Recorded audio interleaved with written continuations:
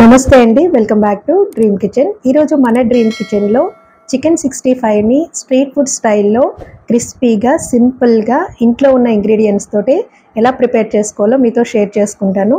ఈ వీడియోని స్కిప్ చేయకుండా చివరి వరకు చూడండి. ఈ రెసిపీ నచ్చితే కనుక ప్లీజ్ లైక్ చేయండి.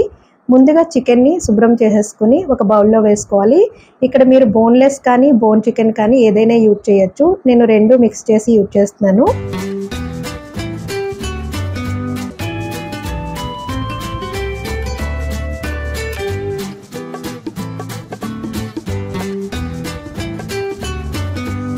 Garam masala paste 1.5 tablespoons, 1 tablespoon chicken masala powder, 1/2 tablespoon garam masala powder, salt మీ టేస్ట్ ప్రకారం యాడ్ చేసుకోండి.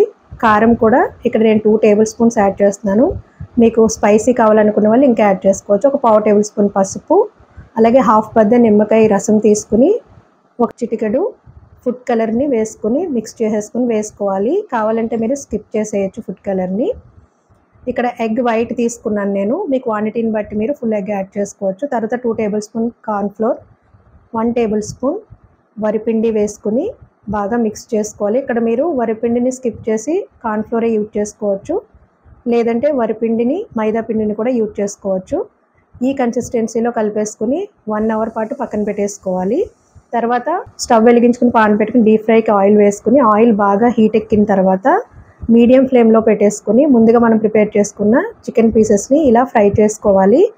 ఇది మనకి కొంచెం మెత్తగా వచ్చి కలర్ చేంజ్ అయిన తర్వాత, అంటే 70 to 80% కుక్ అయిన తర్వాత తీసేసుకుని పక్కన పెట్టేసుకోవాలి. అంటే 2 టైమ్స్ మనం ఫ్రై చేయాలి.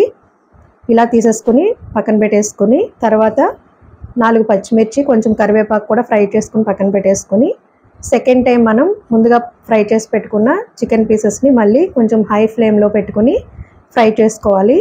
బయట కూడా ముందే 70% కుక్ చేసి పక్కన పెట్టుకుని ఆర్డర్ ఇచ్చినప్పుడు ఇలా ప్రిపేర్ చేస్తారండి, అందుకే అవి క్రిస్పీగా వస్తాయి. చూసారు కదా, ఇప్పుడు మనం సర్వ్ చేసేసుకోవచ్చు. మీరు కూడా సింపుల్గా ఈ క్రిస్పీ చికెన్ 65ని ఇంట్లో ట్రై చేసి మీకు ఎలా కుదిరిందో కామెంట్ రూపంలో తెలియచేయండి.